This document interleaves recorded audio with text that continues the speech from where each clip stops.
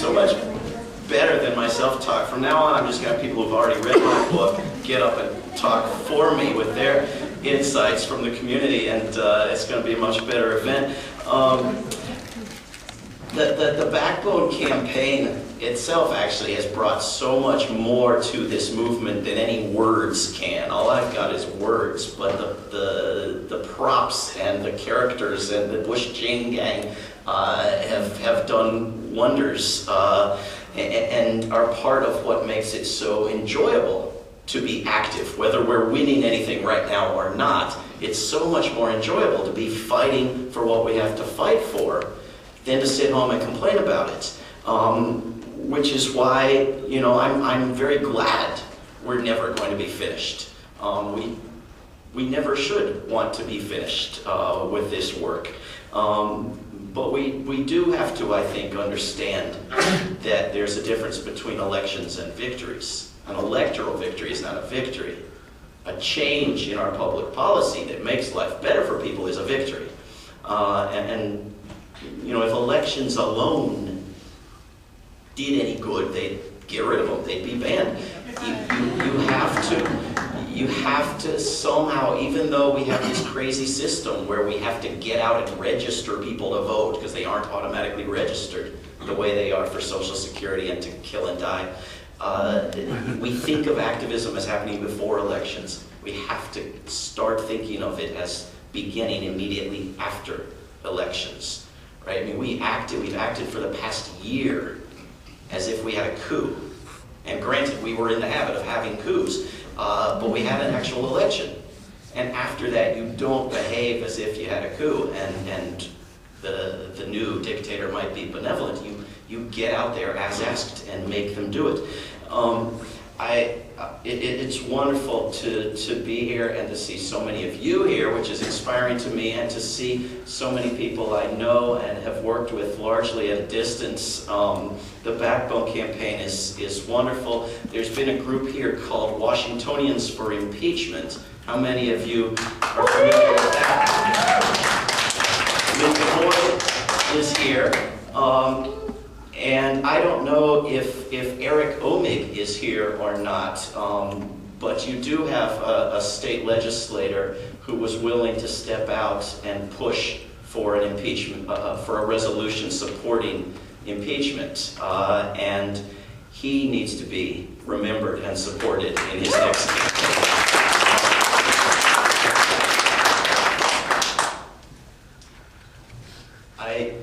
I wrote a column that I think appeared on Saturday in the Seattle Times about a congressman from this area named Jay Inslee and a gentleman named Alberto Gonzalez. And how many of you read that, so I don't tell you? Well, some of you, but the basic thrust was not to suggest that Mr. Inslee is a model congressman. I don't think there is such a thing, and I think most of them are horrendously awful most of the time.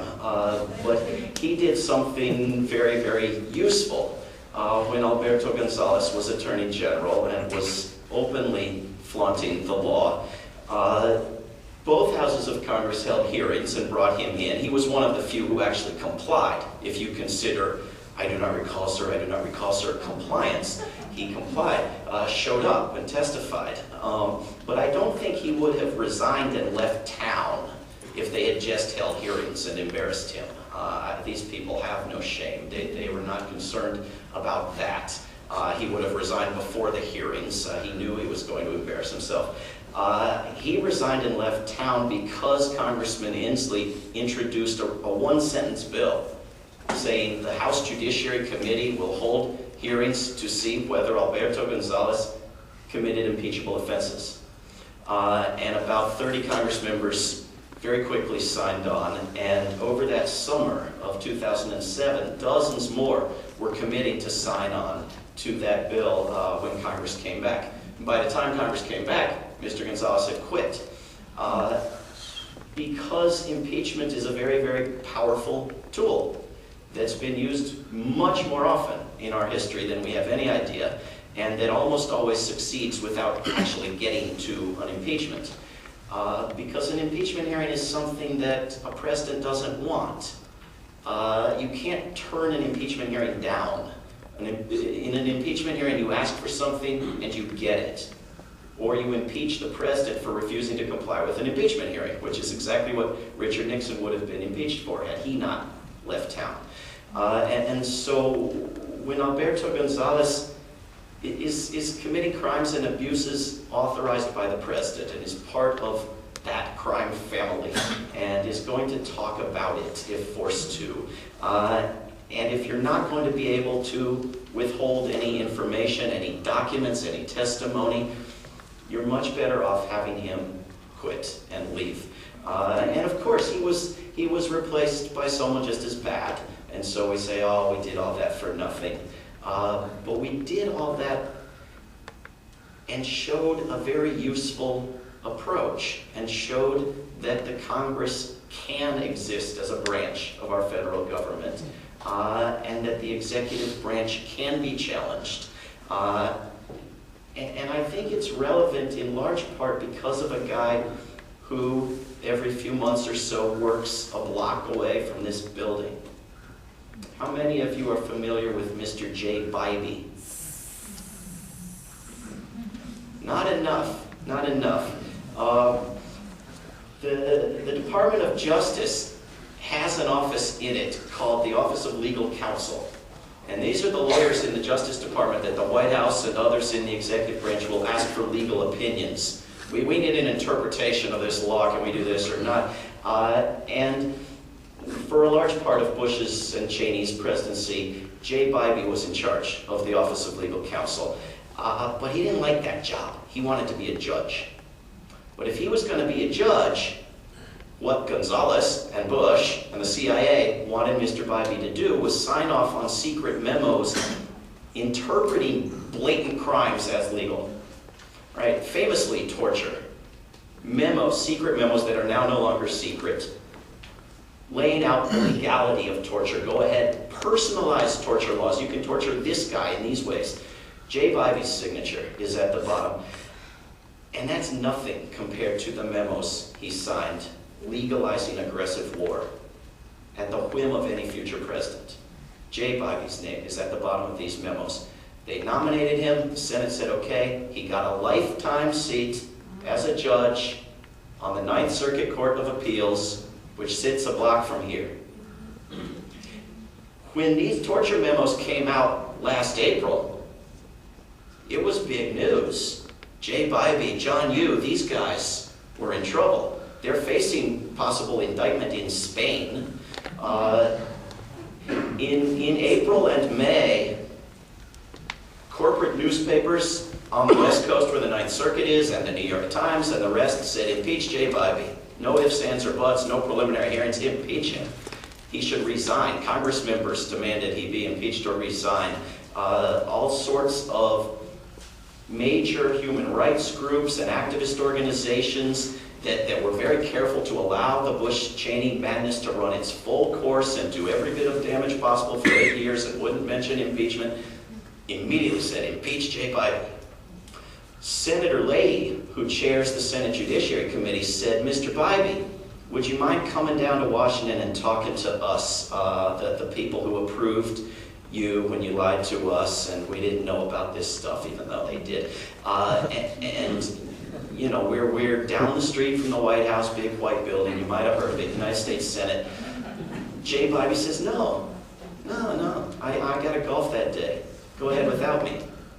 And Senator Leahy says, I'm sorry I bothered you. And that's it. That's the end of it. Remember what these people did for the full 2 years of 2007 and 2008 when they wouldn't impeach anyone, where they preemptively announced in 2006 you can barbecue infants on the White House lawn and nobody's getting impeached? And they did something else to pretend to care? They subpoenaed people. They subpoenaed dozens of people. They subpoenaed Dick Cheney and Condoleezza Rice and dozens of members of the Bush-Cheney crime family who said, no, I gotta go buy shoes that day. And that was it. And they dropped it. And how many of those subpoenas have been reissued in 2009 or the early days of 2010? Not a single one. How many members or former members of the executive branch, the current or past executive branch, have been subpoenaed in 2009 and 2010? Not a single one. Right? There was that partial compliance thing with Karl Rove where he testified in private and so forth on approved topics, but otherwise forget it. It was all a charade. And yet, Alberto Gonzalez resigning doesn't satisfy our need to know what was done to our country in these years, doesn't hold anyone accountable for anything, except for Alberto Gonzalez, who can't find jobs. Jay Bybee has put the most egregious crimes possible down in black and white, down in memos that are now public. Aggressive war is now legal. Granted, the president asserted the same thing in a Nobel Peace Prize acceptance speech, but this is a secret memo. This was a first, by the way, to have a Nobel Peace Prize acceptance speech in which the recipient advertises the glories of war. This had not been done before. But Jay Bybee's name is on what Robert Jackson at Nuremberg, what for 60 years has been understood as the supreme crime, the worst crime imaginable. Aggressive war, not to mention torture, brutal torture, personalized torture memos. This guy works a block from here when the Ninth Circuit Court of Appeals sits there. Sometimes he's there, sometimes not. You find out a week ahead of time, Linda tells me. You gotta be there. When he sits in San Francisco, in Portland, in Las Vegas, there are people there in the courtroom with signs, with protests, with flyers. They are lobbying the other judges. These people need to be held accountable. Go to impeachbybee.org as well, and Bybee is B-Y-B-E-E.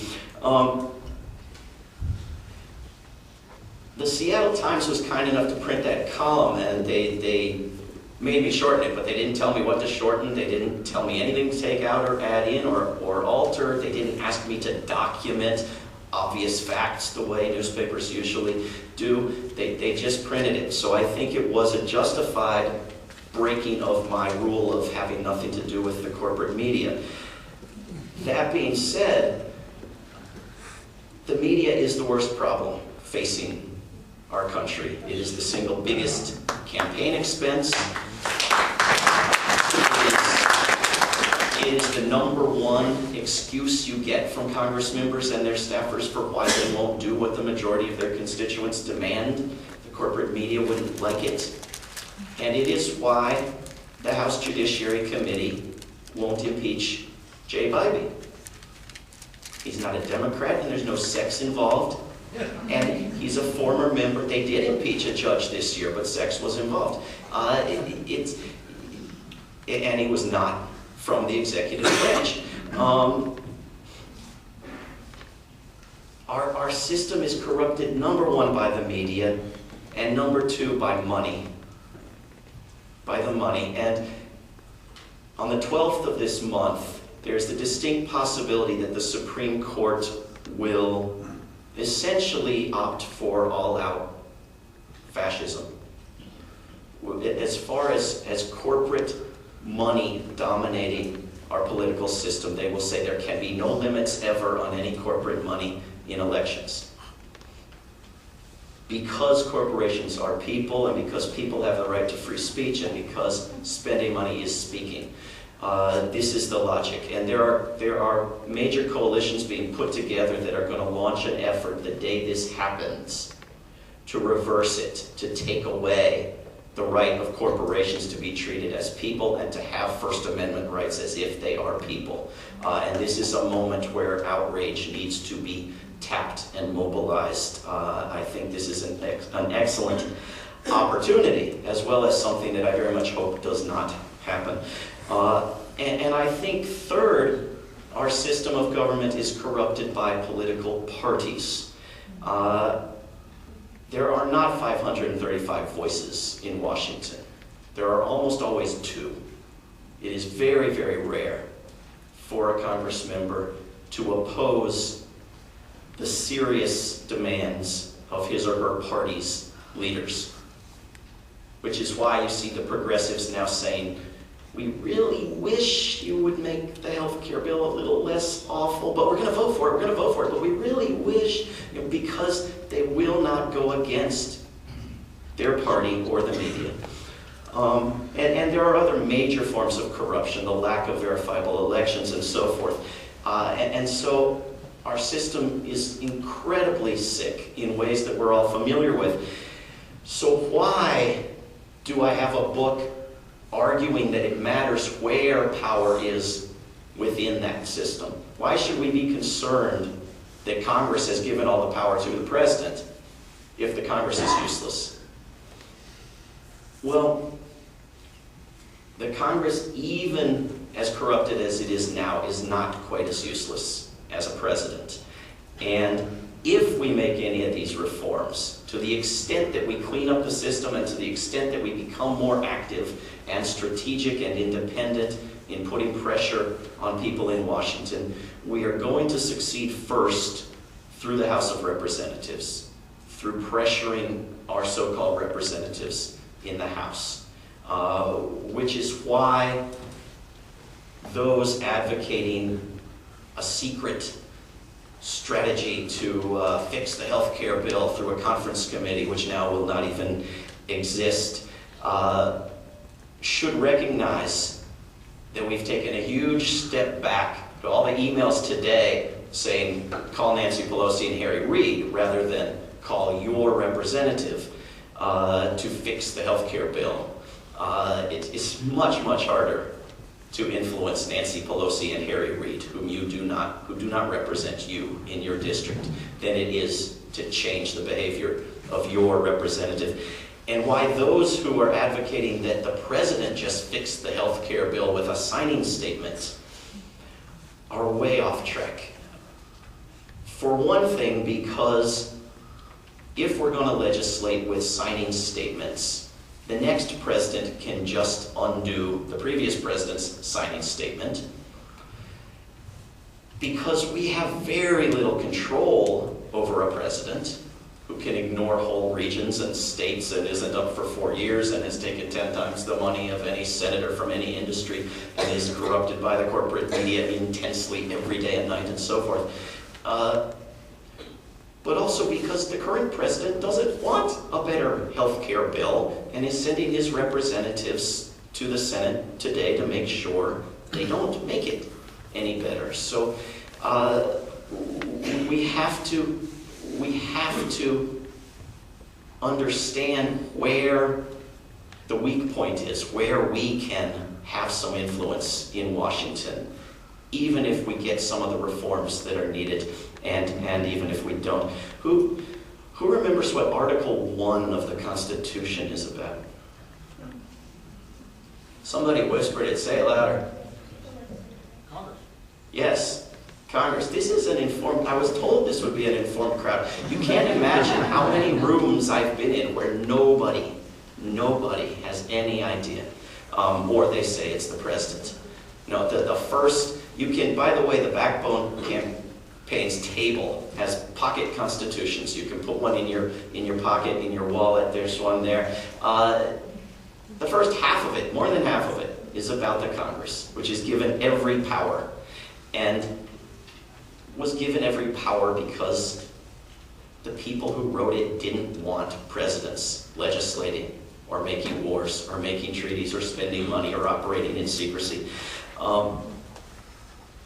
I think the biggest impact we will have on future years in this country and the world, more than any specific piece of legislation or any specific war, is where we leave power. Because if we leave all the power in the hands of one person, we lose the ability ever to influence what happens in Washington. And it is right now that those powers are being firmly fixed in place. When a new administration came in and a new Congress came in, we could have immediately begun treating the Bush-Cheney years as something of an aberration, as having gone beyond in terms of blatant illegality.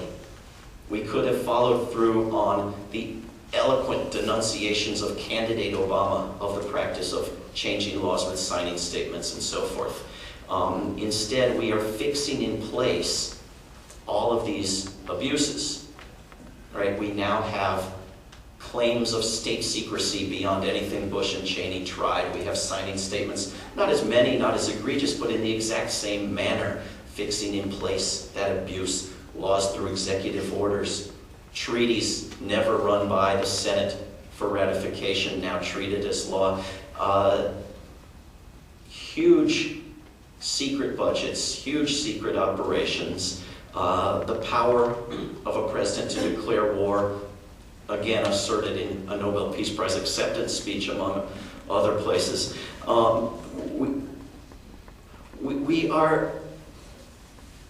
We are incredibly short-sighted if we imagine that it's okay to leave all the power with the president if we think at the moment we have a better president. Because none of us, no matter where we are politically, is going to love and adore and worship every future president. It's just not going to happen. But we would have to.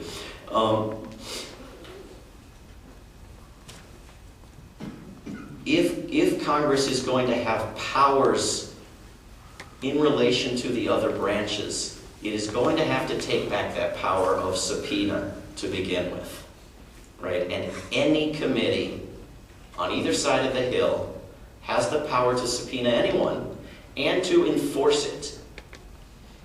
Who knows what inherent contempt is? And it is not that feeling in your stomach when Dick Cheney comes on the screen. What? Linda knows what it is.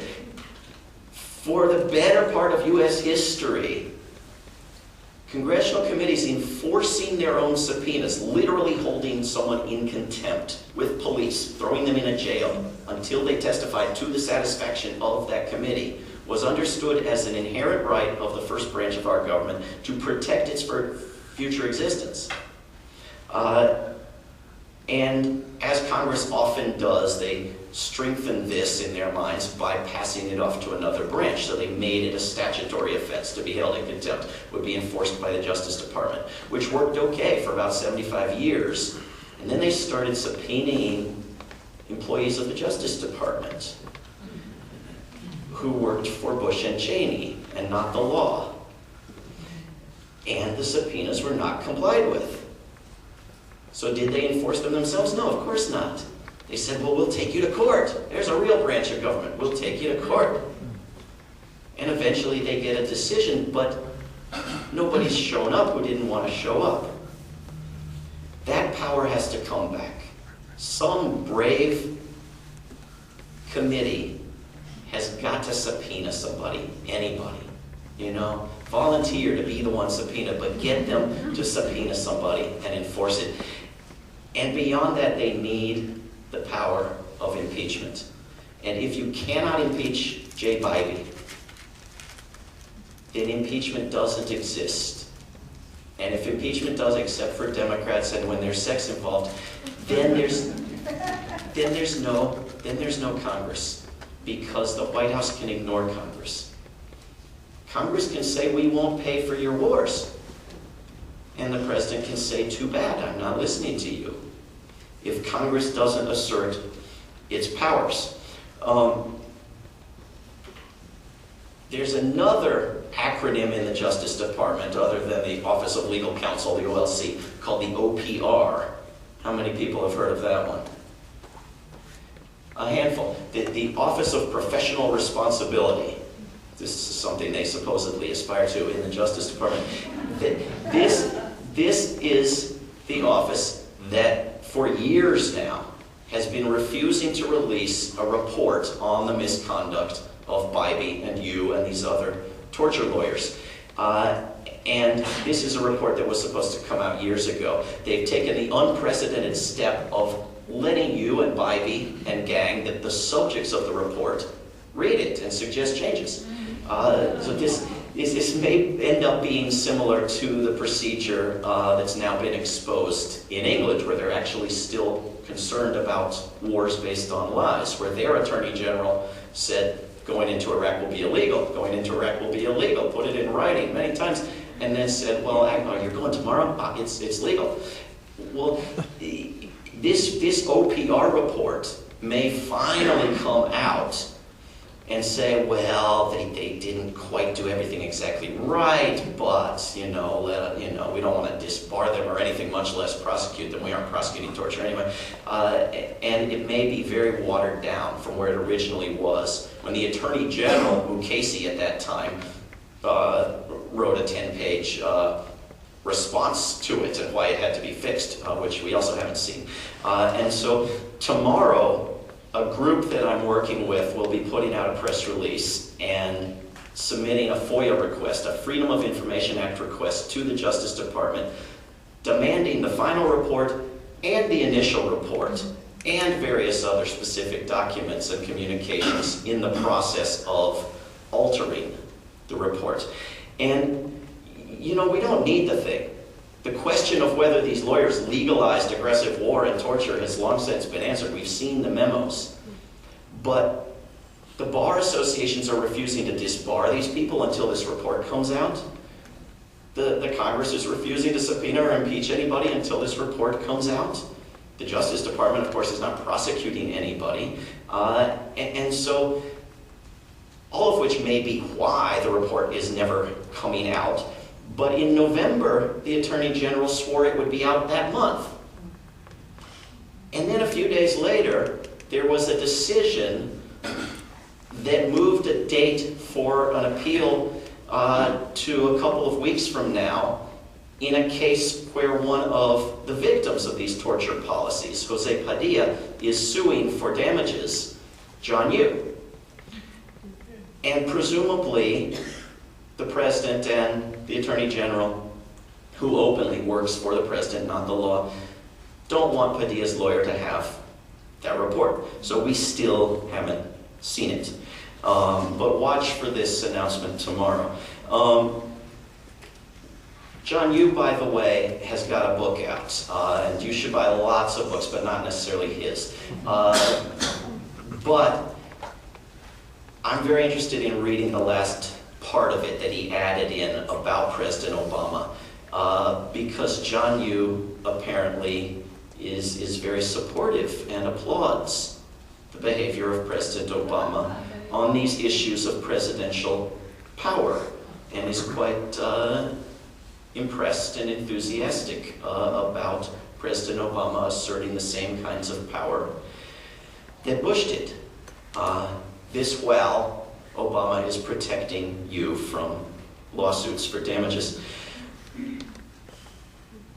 I think it's important when we get to these issues to remember, though, that torture is a footnote, that these people legalized aggressive wars, and that these wars are ongoing, and that they are killing largely civilians. And that we are using drones, unmanned aircraft, to kill people, in which we very often kill dozens of civilians. In cases where we claim to have gotten the guy or guys we were after, and in cases where we admit we missed, in every case, we're killing dozens of civilians. Something our puppet president of Afghanistan has been objecting to for years. There were reports last week from the president of Afghanistan and from the United Nations representative in Afghanistan that a group of troops, it's unclear exactly who, but a group of troops at least led by U.S. Troops of some sort, had dragged at least 8 students out of bed and handcuffed some of them and shot them all dead. And this was something I wrote about because I thought it might open a few people's eyes. And I tried to explain to people that this was not something worse than the rest of the war, but this was something less. This was the war brought down to a human scale where you could see it and understand how awful it is, and understand that there's not an excuse for killing men, women, and children, even if you do use a drone, which, by the way, doesn't protect any of the right kind of people anyway, since they now get themselves blown up by CIA agents. This man who went and blew himself and 7 CIA agents up in protest of these drone strikes, the CIA running these drone strikes. And what was the response? That this was on lots of progressive activist websites. I wrote about this, and I don't know whether it happened. I don't know the details of it. I don't know what any future reports will find happened. But the response was outrage. Outrage that I would write about such a thing.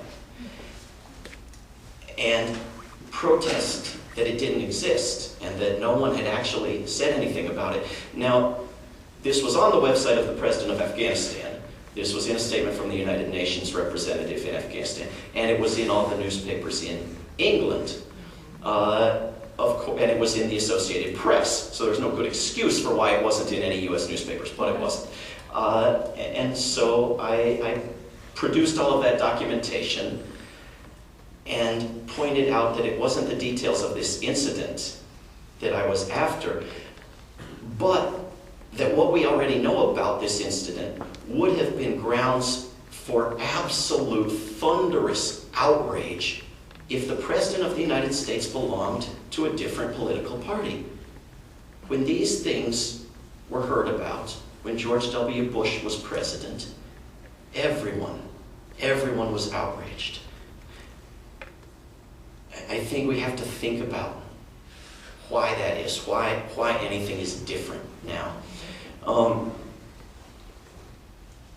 How many of you have seen a movie called Avatar?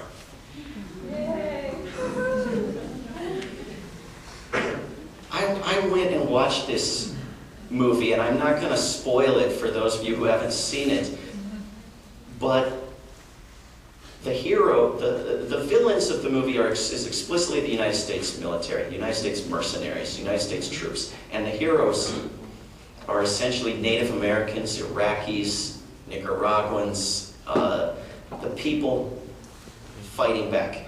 And you watch as millions of people pack cinemas and shell out $15, $20 and watch this movie in which essentially the Iraqis are made 12 feet tall and blue with pointy ears, and that's the extent of the disguise of what the story is about.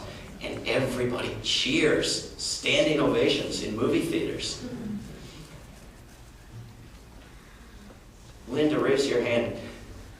Linda takes groups of people, organizations she works with takes groups of people to flyer at movie theaters. Take flyers, go with her, and talk to people coming out of this movie about what they just saw and about how hideous the crimes are that they just saw and why they cheered for the victims and the fact that we're doing it, that our money is paying for the same thing. And if you see the movie, watch the ads before the movie, because they've got this new, wonderful promotion for the National Guard that they play at this movie. And it's not the Army anymore, it's not the Marines, it's the thing where they think some people may still be able to be fooled into believing they won't go to war if they join it. All right, it's the National Guard. And I know you're working on it, but you have to work at the state level to make sure that the National Guard is brought home to your state and never again sent to foreign wars where it does not belong. So, and as Bill said, work at the state and local levels on everything. But don't forget that it can be undone at the state and national levels, and we need that too. I just want to point you to a few places and take questions. At defundwar.org, there is a chart of every member of the House of Representatives and where they stand on voting for money for these wars. Not that you can believe them, but we are getting them to the extent we can to commit to vote no on any more money for the wars, and then we have to hold them to it. Where's Connor? Way in the back of the room. Talk to this gentleman if you want to join with Progressive Democrats of America in going at noon on the third Wednesday of the month, starting this month, starting Martin Luther King week, with a brown bag lunch to the local office of your Congress member to tell them to vote no. And if you want my advice, don't do just that. Go sit in their office and refuse to leave until they agree to leaving Afghanistan and Pakistan and Iraq. And if they have not yet passed this godforsaken health care bill, cough a lot when you're sitting there.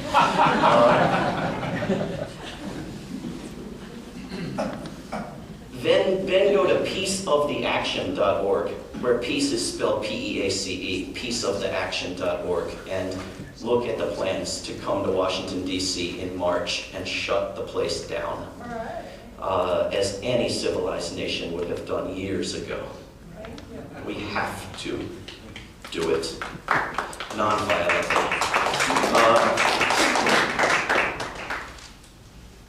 I read a wonderful book on the airplane today, which I was on for forever from Virginia to here, called Europe's Promise by a guy named Stephen Hill.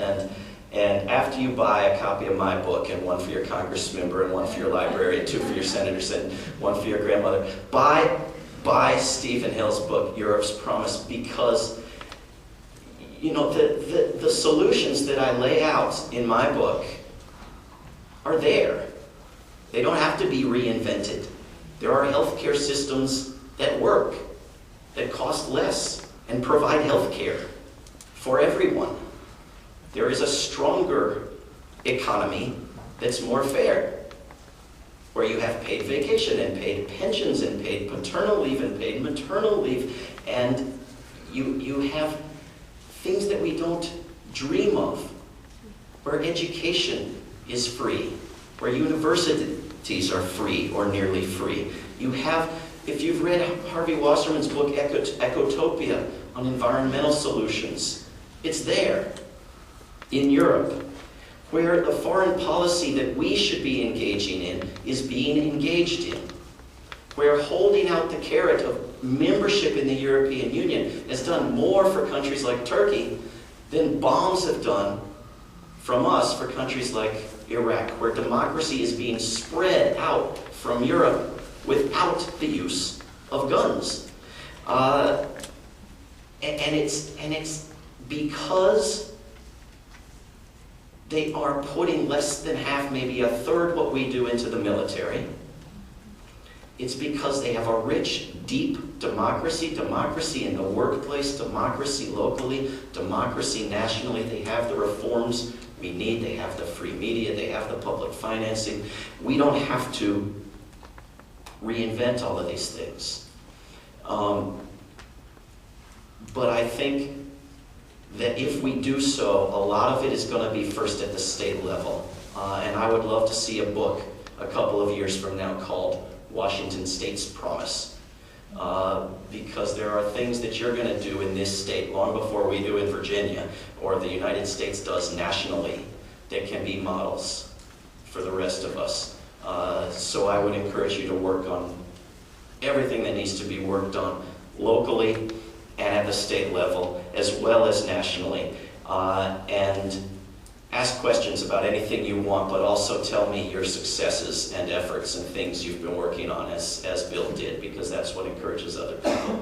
And thanks for coming out tonight.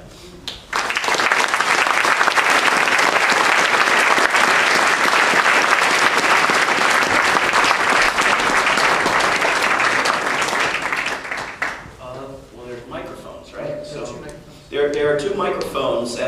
the front of the room. So if you'd like to ask a question, please approach one or the other, and feel free to get in line, and feel free to introduce yourself if so inclined. Yes, sir. I'm not bashful, I guess. I just got a quick question on your thoughts on the supermajority that's basically overcome the Senate with the filibuster. How do we get out of this 60 vote, pardon my French, bullshit, when there's a majority that should be able to pass bills, and therefore I think would allow the progressives to tell Lieberman to